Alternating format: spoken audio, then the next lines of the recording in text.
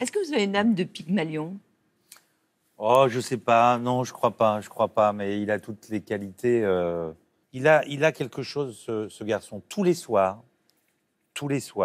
il a une scène où il est emmené par les médecins et il hurle papa. Il me déchire le cœur. Voilà. Aussi parce qu'il me ramène À ce que vous avez vécu, oui. à mon père, à moi, mais quand ça veut dire lui qui crie ses papas, je pourrais m'effondrer en larmes maintenant, rien que d'y penser. Donc, parfois, il vous arrive en tant que comédien sur scène de penser que c'est pas de la fiction, mais que c'est proche de la réalité. Mais on fait tout pour croire à ce qu'on fait. C'est la meilleure façon de mentir, c'est de ne plus avoir à mentir. Donc quand on cherche la vérité, par exemple, j'ai une scène très très difficile avec Rod, où je dois vraiment m'énerver, m'enrager, etc. C'est une scène qui me demande beaucoup d'énergie, donc à ce moment-là, je le déteste tous les soirs. Et donc, je vais chercher quelque chose que j'aime pas chez lui. Parfois, c'est aussi pour ça qu'on est séduit par les filles avec qui on joue des histoires d'amour, parce que on va chercher ça chez elles. On se provoque. Donc, forcément, les rôles que vous jouez avec les gens, ça induit vos rapports avec eux. C'est vrai quand Charlotte joue dans vos films? C'est la même chose? Vous provoquez, même chose? Comme une partenaire lambda? Oui et non, parce que c'est pas une partenaire lambda. Ça veut dire que ça fait longtemps qu'on n'a pas joué ensemble. On va le faire là très bientôt. Cet été? Oui, enfin à la rentrée, Enfin, à la au mois de rentrée, septembre.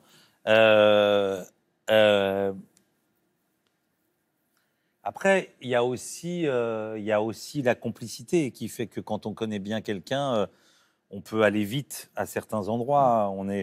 C'est un mélange de beaucoup de choses. Je vais probablement être très gêné de jouer en face d'elle aussi et elle en face de moi, parce qu'on se connaît très bien. Donc elle peut voir quand je triche, elle et moi aussi. Donc ça complique encore des choses. Voilà. En décembre, elle était ici, sur le plateau Théo Café, elle nous confiait ceci. Il m'a tout appris. Il m'a tout appris. Que ce soit dans la culture, que ce soit dans la conduite morale, humaine, ouais. C'est quelqu'un de très, très exceptionnel. Donc, voilà, je me fie à lui, en fait, toujours. Mais bon. Et vous, qu'est-ce que vous lui avez appris? Oh.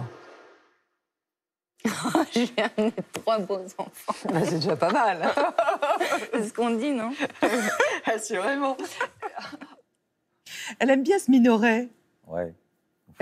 Comme si elle se sous-estimait. Oui, exactement. Et qu'elle vous devait tout. Oui, mais elle exagère un peu. Oui, ça on s'en doute, oui. Pardon, mais on n'y croit pas trop. C'est pas comme ça qu'elle se tient vraiment à la maison. Elle est pas J'adorerais la voir totalement soumise et totalement en admiration, comme ça, comme tous ces petits garçons devant cette jeune fille à la maternelle. Là. Non, elle me tient beaucoup plus tête que ça. D'ailleurs, je vais lui rappeler tout ce qu'elle dit sur la conduite morale, etc., etc. Non, mais ça fait. Mais elle m'a évidemment apporté beaucoup de choses. On déteint l'un sur l'autre. Vous êtes très indépendant dans le choix de vos carrières? Totalement. Les choix professionnels, vous les faites séparément? Oui, moi je me mêle jamais de ce qu'elle fait, elle se mêle jamais de ce que je fais. Elle vous fait jamais lire un scénario Non. avant de dire oui? Ou inversement, bien sûr. Non. Ah, on peut s'en parler, on peut se donner. Ça fait longtemps qu'elle m'a pas donné un scénario à lire. Ça fait longtemps que je lui ai pas donné un scénario à lire. C'est arrivé 2-3 fois quand il y avait vraiment des hésitations. Mais non, elle est totalement indépendante et je le suis aussi. Je pense que c'est assez sain comme ça. On ne pourrait pas continuer à vivre ensemble. Vous vous rendez compte, 2 acteurs qui seraient interdépendants, même à cet endroit-là, c'est déjà tellement difficile de vivre avec quelqu'un, même qui ne fait pas le même métier que vous. Vous vous rendez compte quand en plus on fait le même métier, qu'il faudrait à nouveau... Non, elle a toute la liberté qu'elle veut et j'espère avoir la mienne. Votre vie, elle est joyeuse? Ça dépend des moments. comme tout le monde, je crois. Il y a des moments joyeux, il y a des moments moins joyeux. Mais à la mais en maison, tout c'est cas, de comment plus en plus, C'est un foutoir, c'est foutraque, il y a plein de fantaisies. ça dépend quand les enfants sont là, quand les enfants ne sont pas là, puisque maintenant on a une vie un peu particulière, puisque depuis que Charlotte a perdu sa sœur, elle a voulu partir de Paris, donc elle s'est installée à New York. Évidemment, je peux dire on s'est installé à New York, mais c'est vrai que j'y passe moi beaucoup moins de temps puisque je travaille C'est au ici, théâtre. Ouais. et que là cette année avec le théâtre, ça a été très particulier parce que du coup, j'étais pas beaucoup à New York et que j'ai vécu et je vis encore quelque temps dans cet appartement-là, seul, qui est moins joyeux que quand tout le monde est là et quand tous mes enfants sont là. Ils font le choix de revenir en septembre ou pas?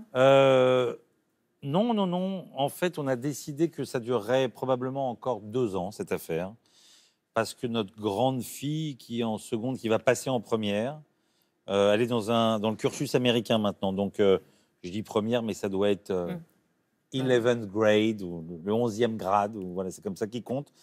En tout cas, une fois qu'elle sera arrivée à l'équivalent de son bac, On rentre à la maison. on rentre à la maison. Elle fera ce qu'elle aura envie de faire. Si elle a envie de rester aux États-Unis ou aller faire des études ailleurs, elle ira ailleurs.